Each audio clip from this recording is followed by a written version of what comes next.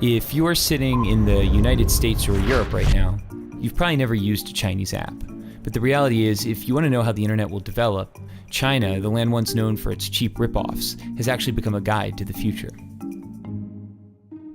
You know, the internet is the internet. But for China, the internet is more like an intranet. It's largely walled off from the Western world by this incredibly complex system of filters and blocks that we call the Great Firewall. And basically, the Great Firewall blocks any foreign site the Communist Party doesn't think it can control.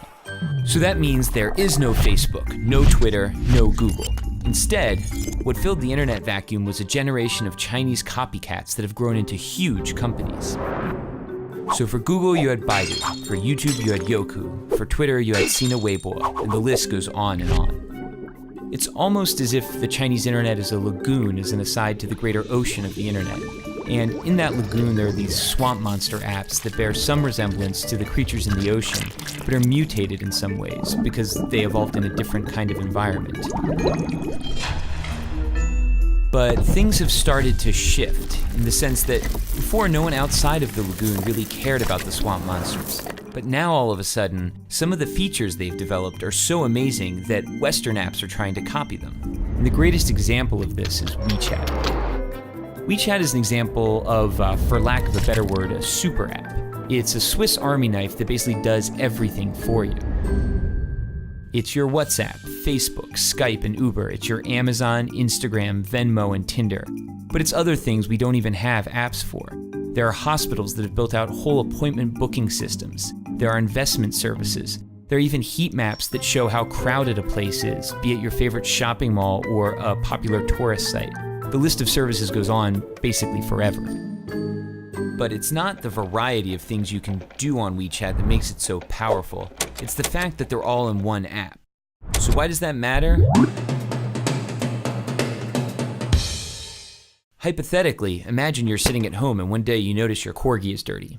You open WeChat, hit a few buttons, and a few hours later a man shows up at your door with some shampoo and a big vacuum. Your dog gets cleaned and he looks great. You take a photo, you share it with your friends, and tag the dog cleaning business. You haven't left the app. Your friend who likes Hello Kitty and works a boring office job is slacking off at work and looking at WeChat. She sees the photo of your clean corgi. She decides she wants her poodle clean.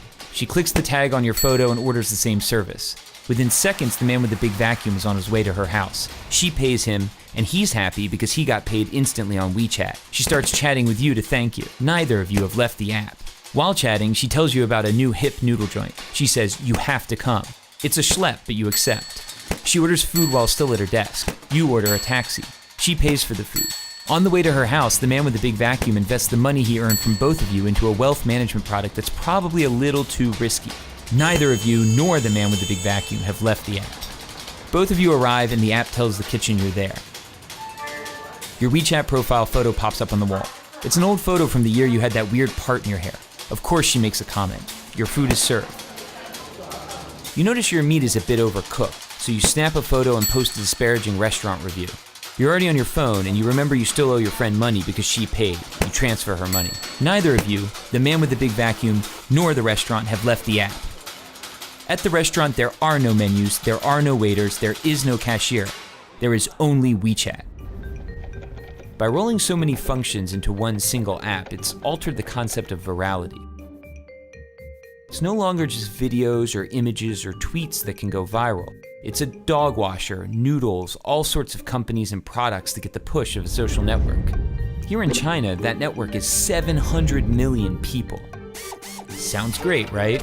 Well, it is, but using a single app to find a date, schedule an oil change, or notarize a document also enables WeChat to collect a staggering volume of personal data. They know what you talk about, who you talk about it with, what you read, where you go, why you're going there, who's there, how you spend money when you're online, how you spend money when you're offline. The list goes on indefinitely. For advertisers, this is a miracle. It's the combined data of Facebook, Amazon, Google, and PayPal, all in one place. The problem is, all of the data is information Chinese companies are forced to share with the Chinese government, which has a long record of human rights violations and isn't exactly shy about stalking its citizens. So if you're not in China, why does this matter? It matters because we're starting to see a number of Western tech companies attempt to replicate super apps like WeChat. For the companies, it's incredibly powerful, and for you and me, it's a convenient and even transformative technology.